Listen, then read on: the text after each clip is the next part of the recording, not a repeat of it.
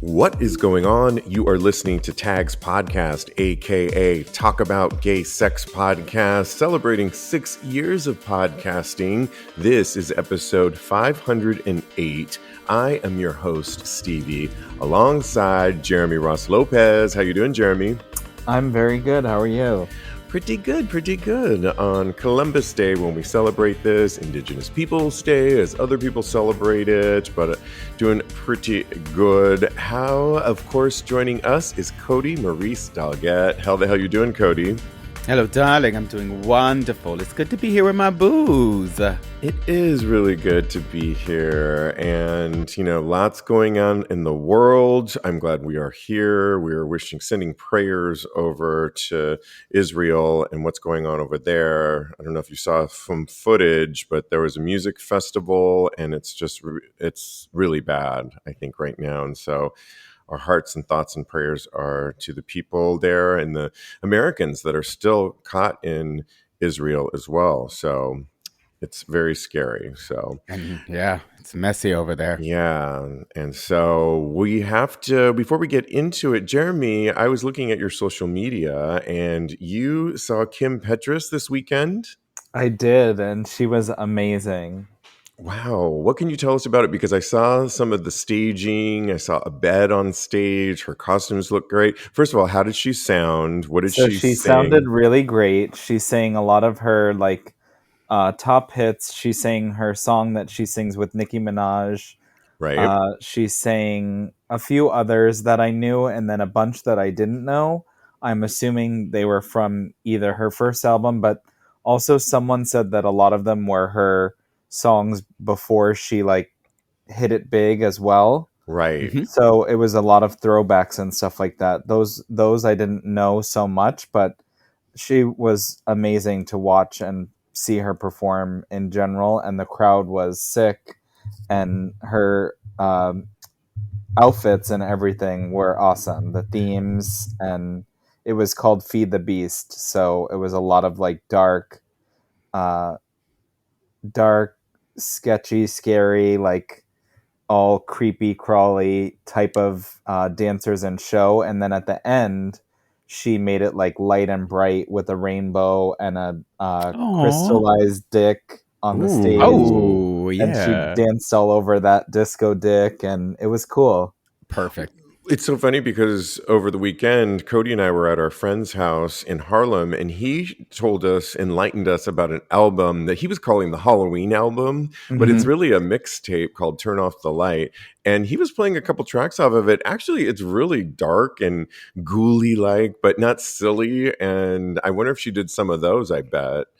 Anything from the current album that's out right now called Problematique that was released early, or actually it was leaked. Yeah, so she sang Problematique as the one that she came out on the disco dick. Cool. She was sitting on it, and it rose from under the stage. Wow. You know how performers always act like the show's done? Yes. And then they come back and they have risen and they sing another song. Love so it. That was that ending. On a crystal dick. It doesn't get any better than that. And one last question, Jeremy. What was the fashion like? Because it's Kim Petras, and I saw what you wore. You looked amazing. Thank you. The fashion was on point and so fun and crazy. There were crop tops, crystals, G-strings. Everything under the sun was there. Wow. Crop tops. Ooh. Pasty. Oh, there you go, Kodi. I love it. Well, I'm so glad you saw her. That's awesome. Very cool. Great show to see.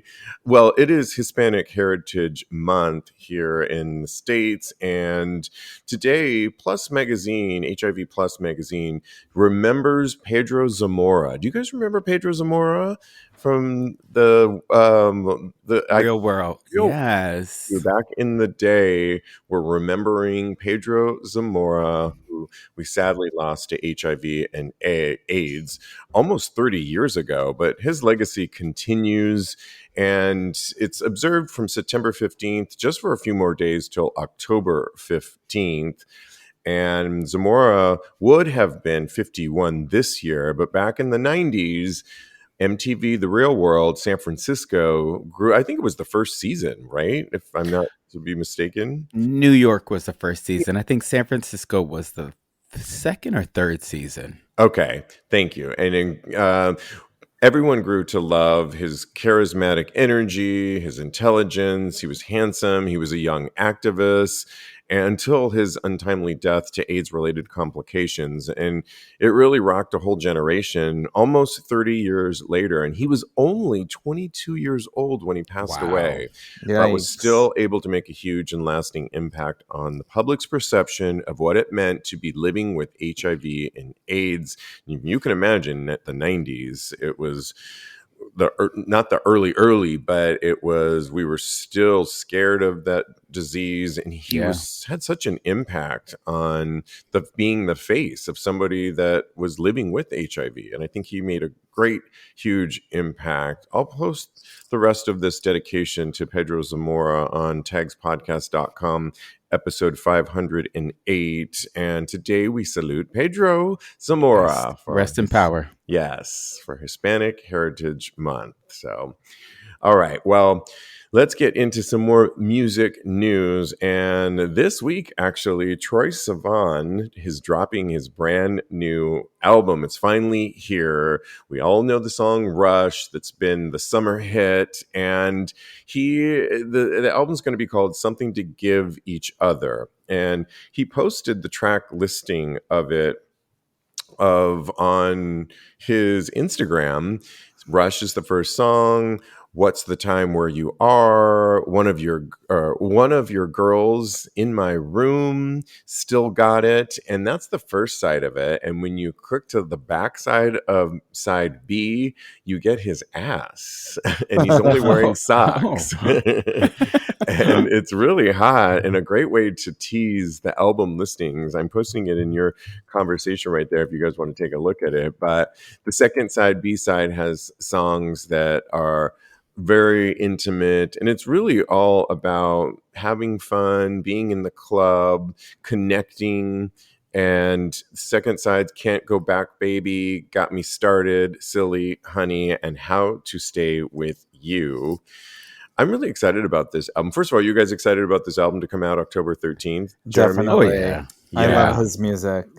Right. Me too. He says, this album is my something to give you: a kiss on a dance floor, a date turned into a weekend, a crush, a winter, a summer, party after party after party after party, heartbreak, freedom, community, sisterhood, friendship, all that. I love you. I love that. So this is... I thought he wanted to give us some booty, though, because he's showing us some booty. So I don't know. I'm confused. Mixed messaging. Maybe you need to slide into his DMs and then you can get that booty. So, and when asked recently on what he is actually looking for, because he is single, so there's a chance out there, he revealed in an Australian interview the single most important quality he's looking for in a partner. And before he even did, I was wondering what it was, and I was wondering, will it be the same thing I'm looking for too? It is. But before I get to what he said on that, I didn't know that he was in a long-term relationship for 4 years with his ex-partner, Jacob Bixman. And in the new Sydney Morning Herald, he touched briefly on the split and revealed what he's looking for in his next romance. The longest relationship I've been in was for 4.5 years, and that, again, was Jacob Bixman, and it was a significant moment in my life. We ended in 2019. We are still friends and share custody of our dog, Nash. So on his next big love, Sivan spilled, quote, the most important thing I want in a relationship is, drumroll, a sense of humor. Sure, attraction is nice, but I get over that very quickly. There are a lot of beautiful people in the world, but finding someone who is a best friend and someone I can really laugh with, that is the single most important thing. And I want to go around, but that is something that for me is very important too. I love to laugh. I love somebody that doesn't take themselves too seriously. I think when you're really working on yourself, in my mind, you are busy and you've got all these stresses that go on in your daily lives. But for me, it's like if I'm going to hang out with somebody romantically or go on dates, I want to be able to laugh. I want you to have a sense of humor. And with so much seriousness in the world, I think that is the quality that I also look for almost first. Of course, I want to be attracted to the person. But Jeremy, if you had to list the one quality that you would be looking for, what would it be? Or would it be like Troy and myself? So I think it piggybacks sense of humor, but the only thing that I don't agree with sometimes is when someone, like in the past, I've dated someone that has too much sense of humor, and Is you that possible? honestly, and you can't have honest, like deep conversations with them because they make a joke out of everything, and they try to, like, I don't know, if they skirt around issues or like confrontation and make it silly, and that for me is not funny and definitely not something that I'm looking for.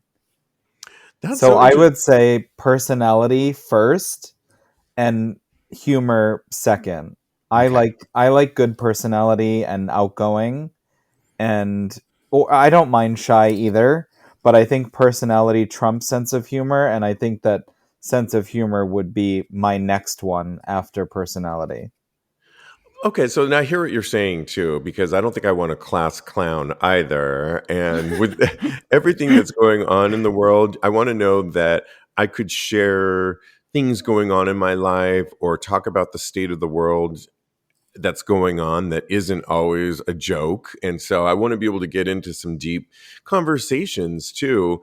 But I think maybe my rephrasing now of it, yes, definitely a sense of humor, but an ability to look at life and the absurdity of life at times. I have a Hmm. couple of friends where we can be out, and I was out with one this weekend, and we were just looking around, and we were looking at some of the absurdity of life, or pondering some of the crazy things, or just looking at nature and having conversations about nature and the things that a lot of people don't, I feel, make time for. And so, especially living in big cities, you have to find those moments or I think you'll go insane. So there's a caveat to mine, but good point, Jeremy. I like that.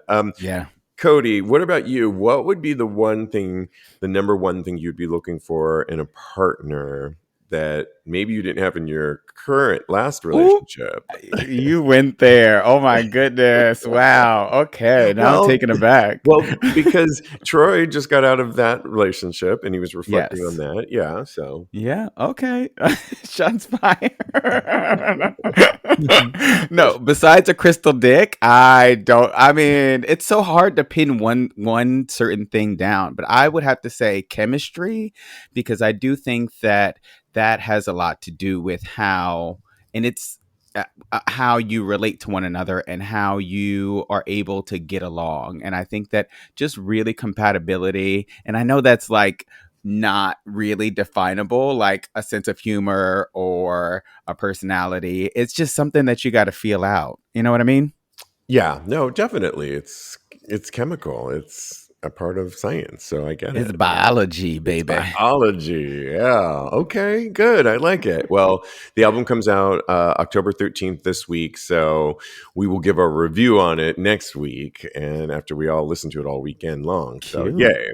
All right. Well, there's a show over in the UK, I Kissed a Boy. It's a reality show on the BBC where I believe Danny Minogue, Kylie's sister, is the host of it. And it's all Ooh. guys that have been looking for love. I'm not sure yet if it's going to get a season 2. I would have loved to have watched it. It looked like a lot of fun. But one of the contestants, Dan Harry, recently was in a homophobic attack, and he opened up about it, his horrific attack experience, that nobody actually batted an eye to help him out.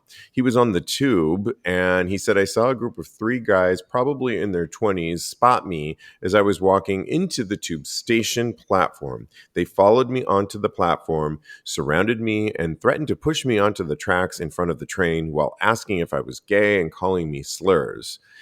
Well, if that wasn't enough, he said they were nudging him closer to the edge of the platform as I was trying to just ignore them with my earphones. As the train was approaching, I ran to the opposite end of the platform and got on the furthest carriage that I could.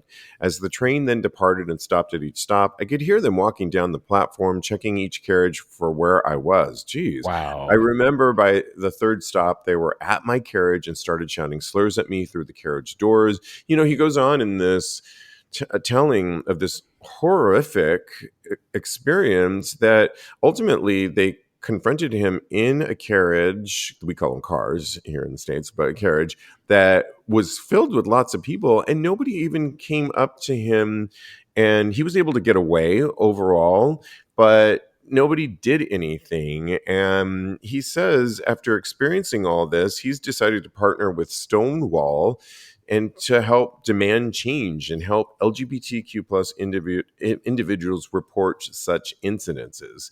He says, we can't face this battle alone. Rather, we must tackle it together as a community. I want everyone enduring hate crimes to know you're not alone.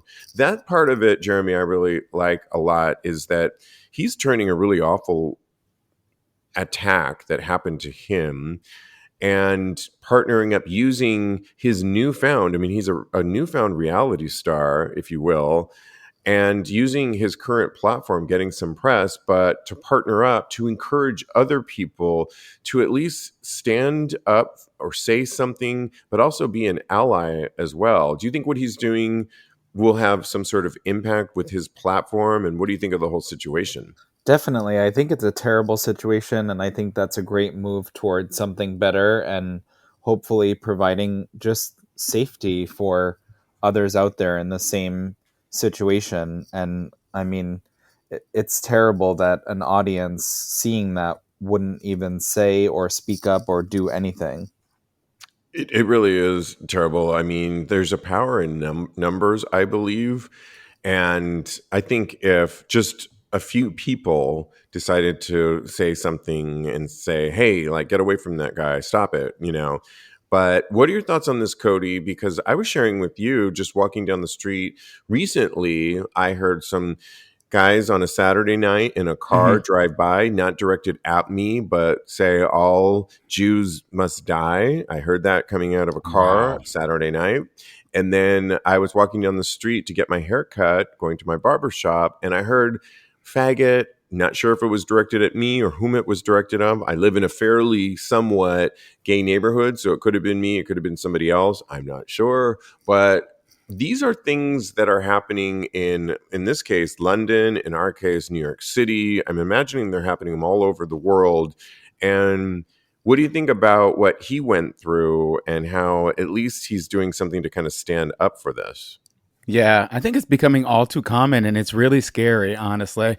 I think that the more we stand together as people and the more we stand up for each other, like Jeremy was saying, then the better off we will be as a community. And I think that if people recognize that this can happen to them and this could be their lives, then the more they'll be more willing to stand up for somebody else. I think it's just really sad. And I really hope that by him stepping forward and doing something to combat this hateful behavior, that it really helps. I know that just even one person throwing their hat into the ring is going to be something to kind of stem this type of behavior.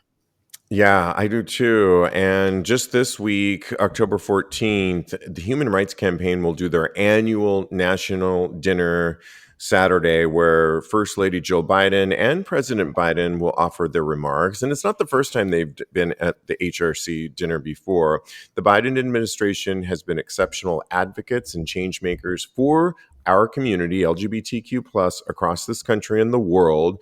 And despite the truly monumental steps their administration had made for our equality, like lifting the blanket ban on gay and bi men donating blood, enforcing non-discrimination laws to protect LGBTQ plus people, and signing the Respect for Marriage Act into law, our community is living in a state of emergency, full stop. And it is up to all of us to combat this hate and show anti-LGBTQ plus extremists the growing power of our community. So I think it's a good thing when our president and first lady are actually giving keynote speeches like this. And I hope they continue to do more, at least in this country. But I think it's going to come down to grassroots and people not just sitting there and looking at atrocities happen when you see it, especially on a train, but to really do something. I mean, power in numbers, whatever happened to that? So, okay, well, we have got to get into, sadly, a new STI that is making its way.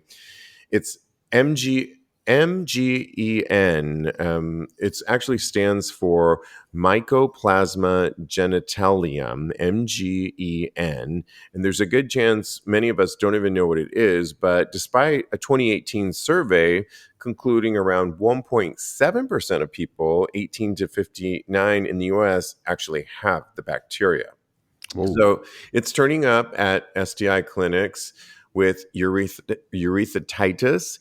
28.7% were positive for this MGEN. And urethritis is an infection of the tube that you pee through. So it affects all genders, but in gay and bi men, it's more likely to be present in your urethra or rectum rather than, say, in your throat.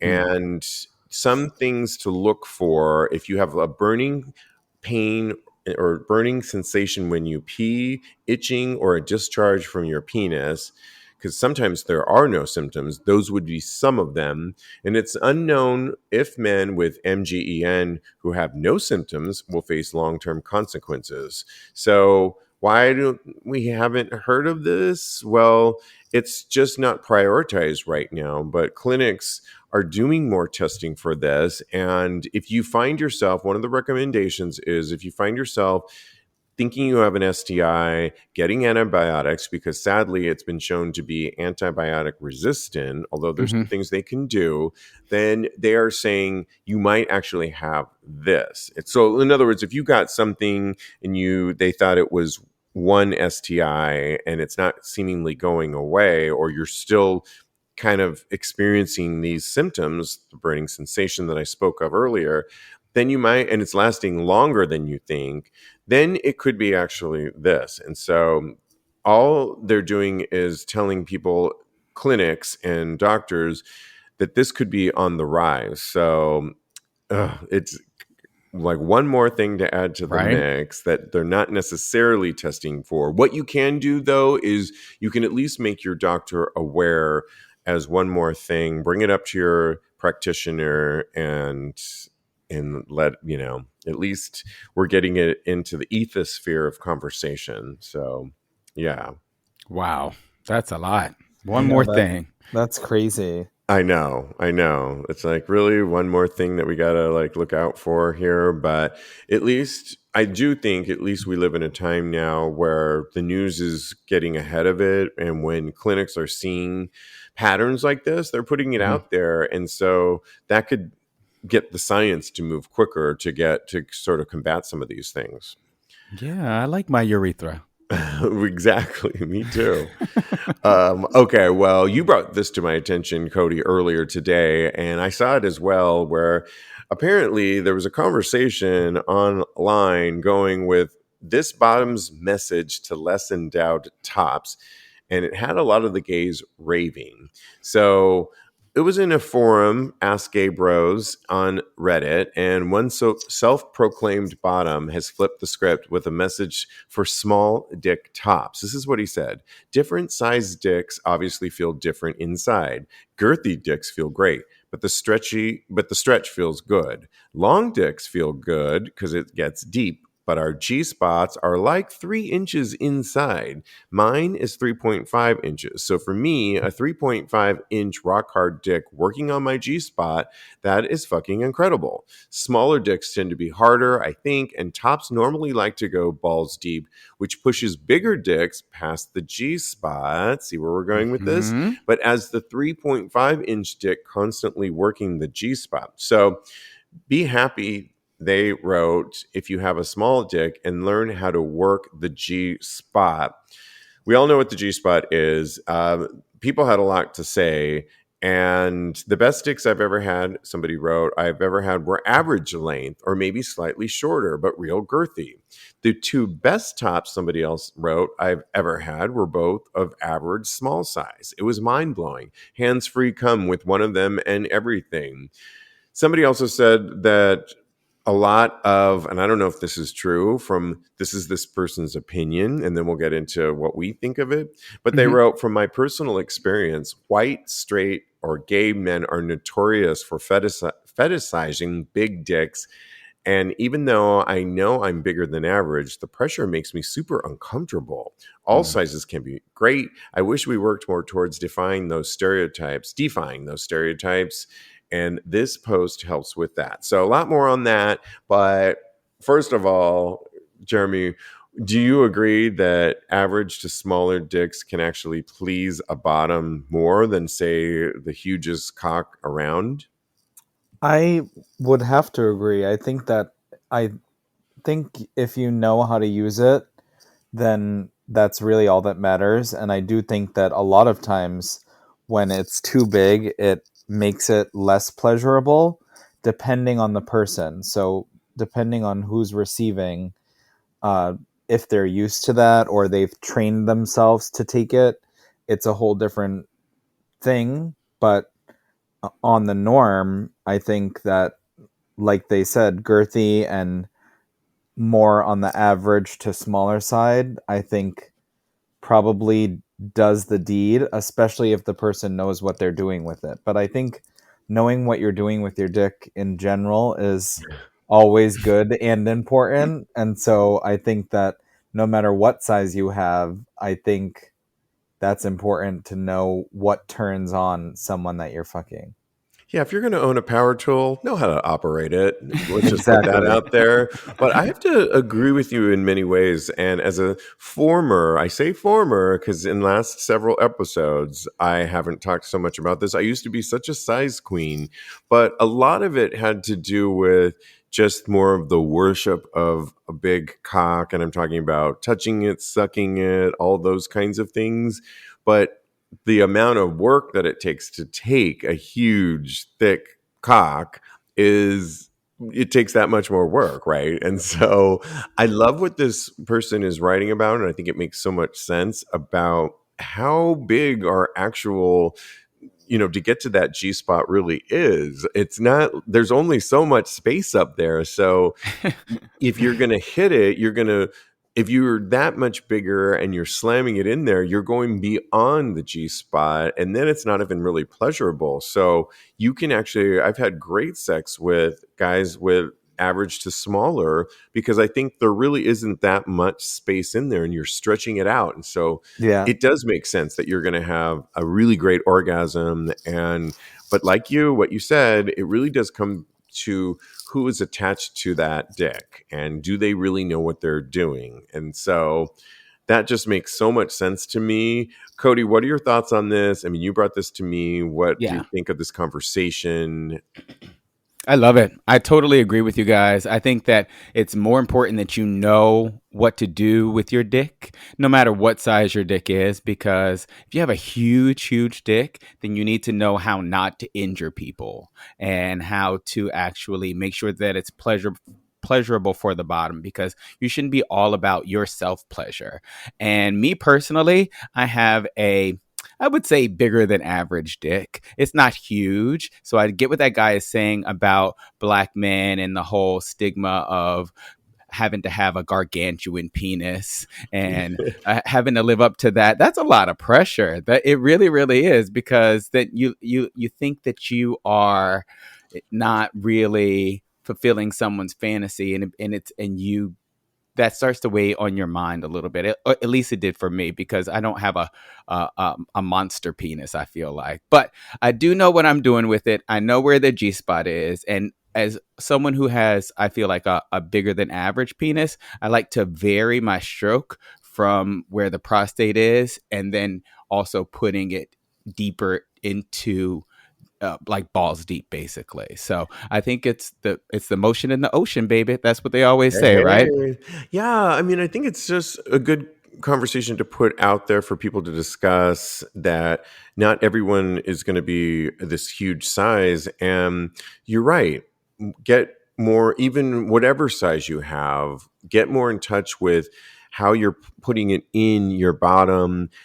Work more with what they're experiencing, what you're experiencing, and don't just go balls deep, like, because you're not going to really, it's not going to be really pleasurable for really anybody. And so one of the commenters on this, known as Winemaker, I like that name there, wrote, finally a column on something all of us can relate to. How many of us who are average, nice looking, and have nice personalities are rejected because we aren't huge down there? Really, you'll notice this at the gay gyms, especially the show and the shower and the locker room. It seems if you're not hot, whatever this means, or hung, you're not worth getting to know. And it's sad that some of the men in the community still are as superficial and shallow as they come after all these years. So I just think I'm glad this conversation's out there, because when it comes to really pleasure, it's not necessarily all about the huges of the huge. And let's not detract our guys with huge dicks out there, because we like those too. It's just, I mean, yeah.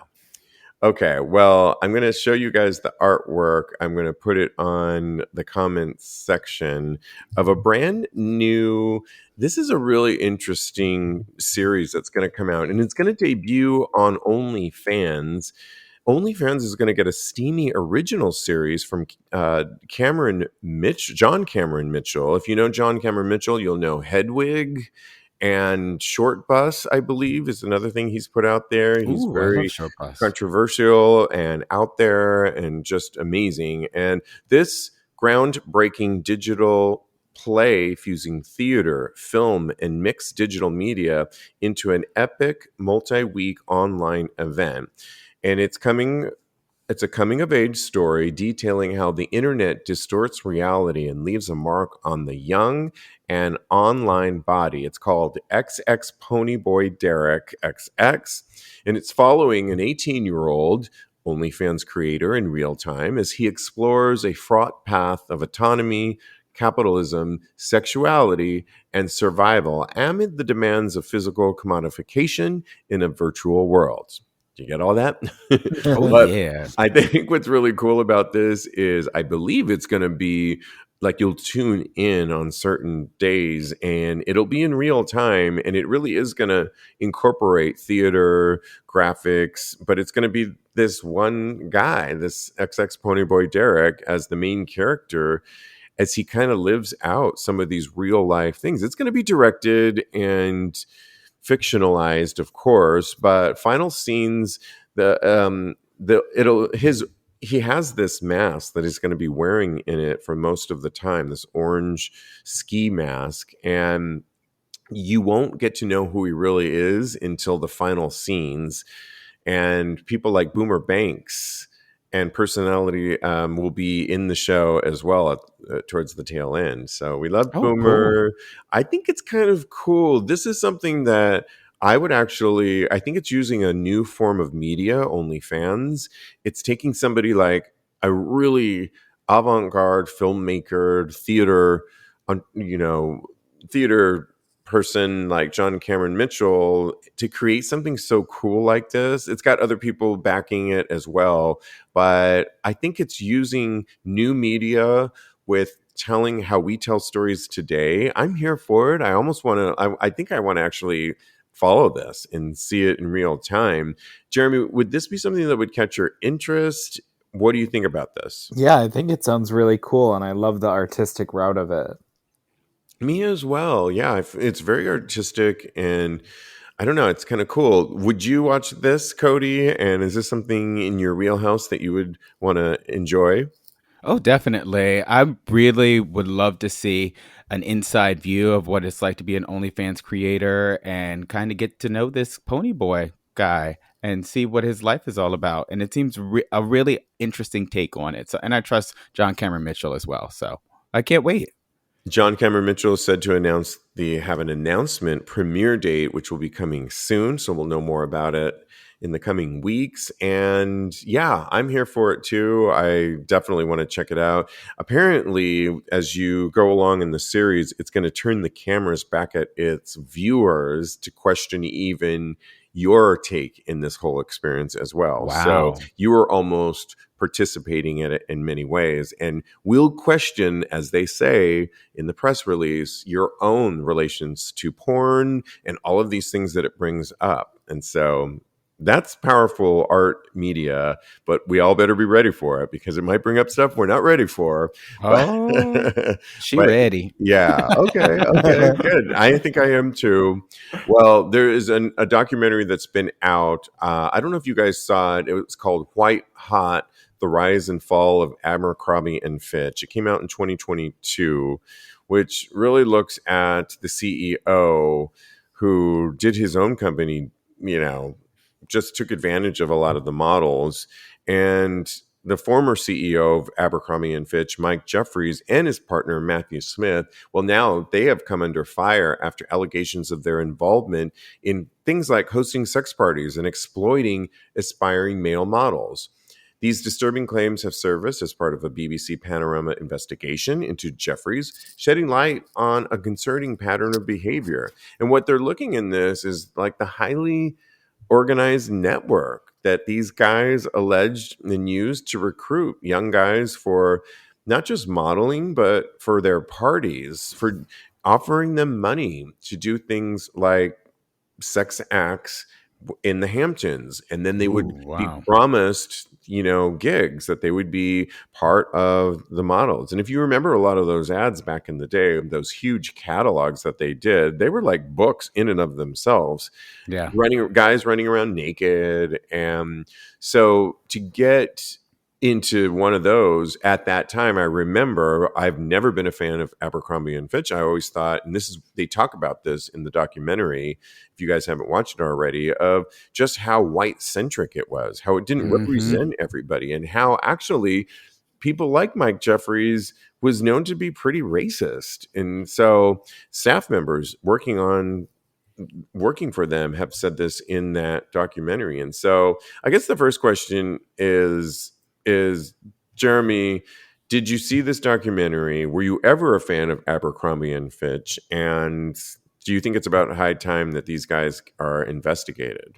I definitely think they should be investigated, and I did love all of the ads, and Abercrombie was like a huge part of like just Growing up? yeah, growing up in high school and when I was in elementary school, we all wanted to like wear it and look like them and be like them and smell like them. And I remember we would go to the mall and just like walk around the store to look at the ads and those books, and they had like a bunch of beautiful nude models. And but I mean, exploiting them is a whole other terrible thing, and it just sounds like there's a lot there to unravel.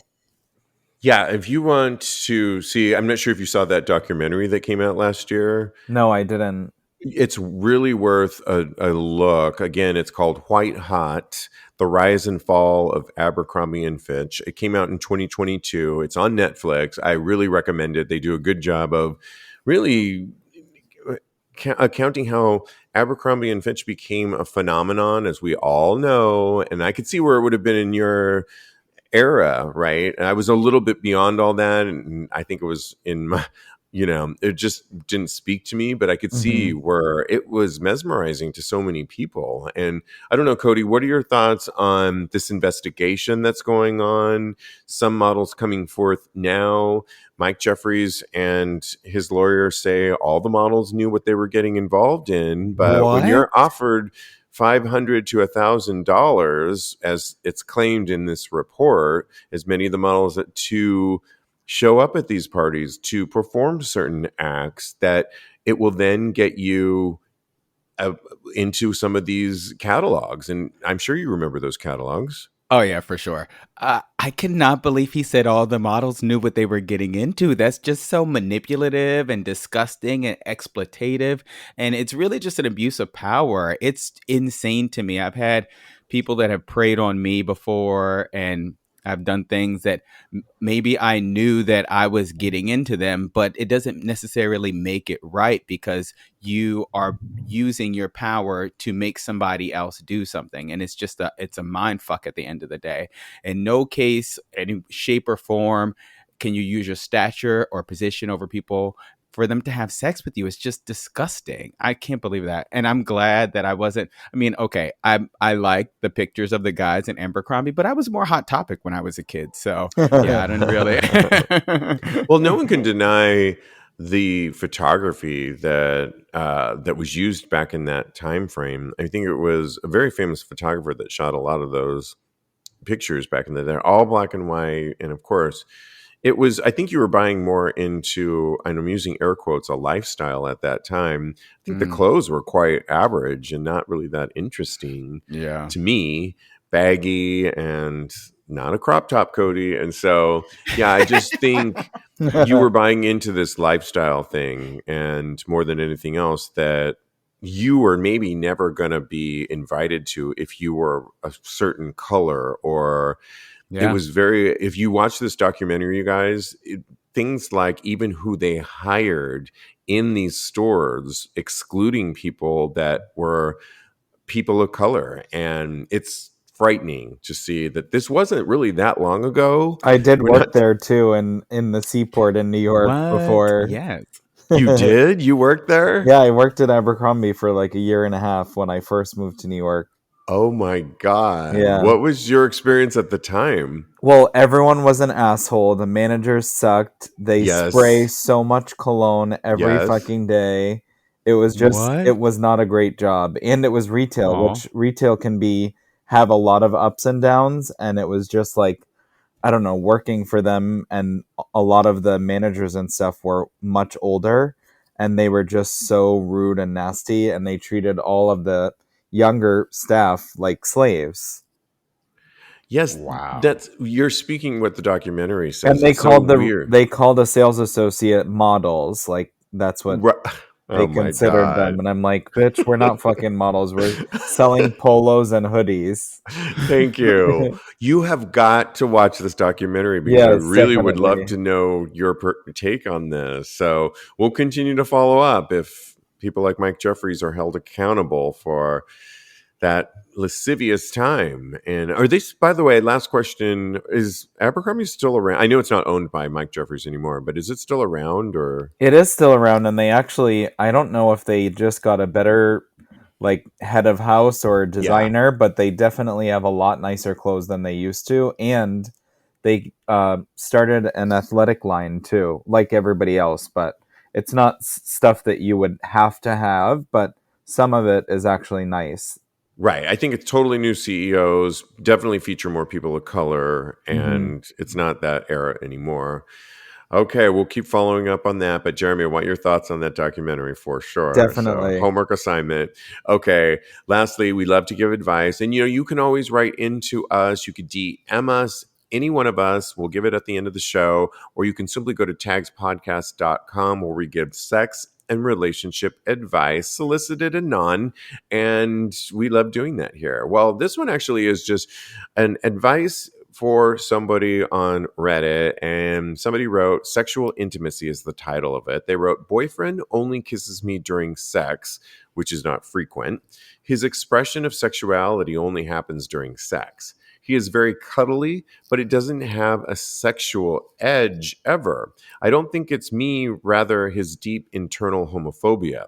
Apart from therapy, what can we do? Pressuring him or not pressuring him, both don't accomplish anything. He wants me to be patient, but I have been. It's always been this way. I just made excuses of one stressor or another getting in the way. I can't stay like this. I feel like break up." Because honestly, I feel like, if it sounds like he didn't, we're only going by this small paragraph of what he's given us, right? So we can only talk about this. But given what he's given us, if you've talked to him and he says he's working on it, the one line that got me a little confused is, which I think would be a positive, but this person acted like it wasn't. He wrote, "He is very cuddly, but it doesn't have a sexual edge ever." Well, to me, if you're in a relationship with somebody, cuddly is great. Yeah. And is cuddly ever sexual? I mean, I think. Oh, yeah, it can be. I guess it could lead to sex, but. I feel like it does at the beginning, but then I feel like it sizzles out a little bit. Not that the sexual part does, but like cuddling becomes when it's your partner and you've been with them for a while, I feel like it becomes more of a normal thing. And so I think most of the time it ends up being less sexual and more like you're cuddled up watching a movie or something, rather than at the beginning when you first start dating someone. I feel like it leads to sex a lot, in my opinion.